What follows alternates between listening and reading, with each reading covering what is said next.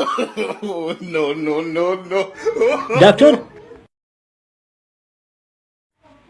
Doctor भाई ये ऐनक तो दे दो। आंखें है नहीं यार। शुक्र अल्हम्दुलिल्लाह आंखें हैं, उसी आंखों के लिए तो ऐनक चाहिए। ये किस चीज की दुकान है? उधर से आंखों को चेक करवाया, ये पर्ची लिखकर हमको दे दिया, कहता है बाहर से जाके ले लेना।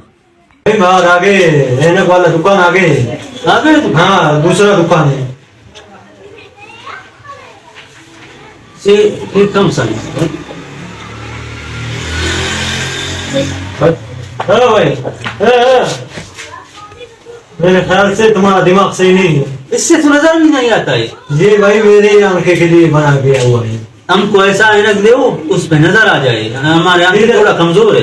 ऐनक नहीं है, हम किधर से ले आए आपके लिए? ऐनक नहीं है, नहीं है। ले ली। कैसे पागल पागल लोग आते हैं ईमानदारी